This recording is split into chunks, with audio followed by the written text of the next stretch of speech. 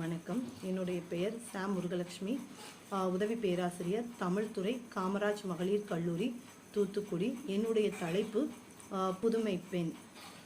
பிரபஞ்சத்தில் தோன்றிய உயிர்களில் மனித பிறவி என்பது சிறப்பு பெற்றது. அது பெண் பிறவி என்பது புதுமையானது என்றே கூறலாம்.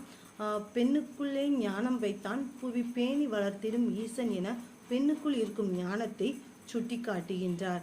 அறிவு என்பது சமகால வாழ்க்கைக்கு பயன்படக்கூடியது எனினும் ஞானமே எதிர்கால வாழ்க்கையும் அது சார்ந்த விளைவுகளையும் சிந்திக்கக்கூடியது. ஆகவே பெண் என்பவள் ஞானம் கைவரப்பெற்றவள். பெண் என்பவள் நிமிர்ந்து நிற்க பழக வேண்டும். அப்பொழுதுதான் தலைக்கு மேல் உள்ள அந்த மாமலையும் நமக்கு நிகராக காட்சி அளிக்கும்.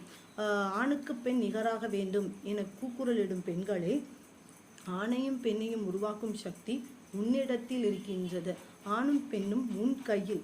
கீரை வரும்பொழுது தாயையும், வாசலில் செய்தித்தாள் வரும்பொழுது தந்தையும் அழைக்க குழந்தை கற்றுக் கொடுக்காமலே கற்றுக்கொள்கிறது என்ற புது கவிதை நினைவுக்கு வருகின்றது.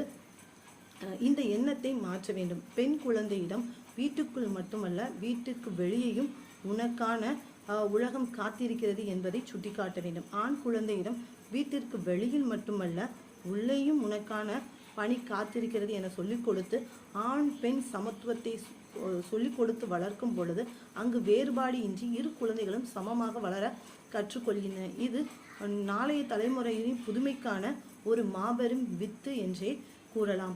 ஆரம்பகட்ட வாழ்க்கையை நாம் நோக்கும் பொழுது, ஆரம்பகட்ட சமுதாயத்தை நோக்கும் பொழுது அது ஒரு தாய்வழி சமூகமாகவே காணப்படுகின்றது.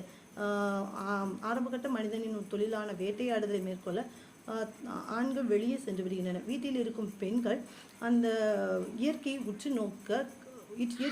நோக்குகின்றனர்.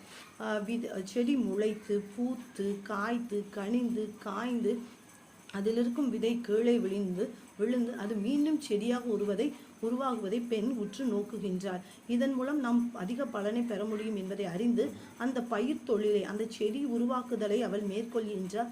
அதன் மூலம் அவளுடைய உணவு தேவை பூர்த்தியாகின்றது. நீண்ட நாட்கள் வேட்டைக்காக பிரிந்து சென்ற கணவன் வரும்பொழுது தன்னுடைய குடும்பத்தின் உணவு தேவையையும் பொருளாதார தேவையும் பெண் எவ்வாறு பூர்த்தி செய்கின்றாள் என்பதை உற்று நோக்கும் பொழுது இந்த பயிர் தொழில் சிறந்தது என்பதை அவன் அறிந்து கொள்கின்றான்.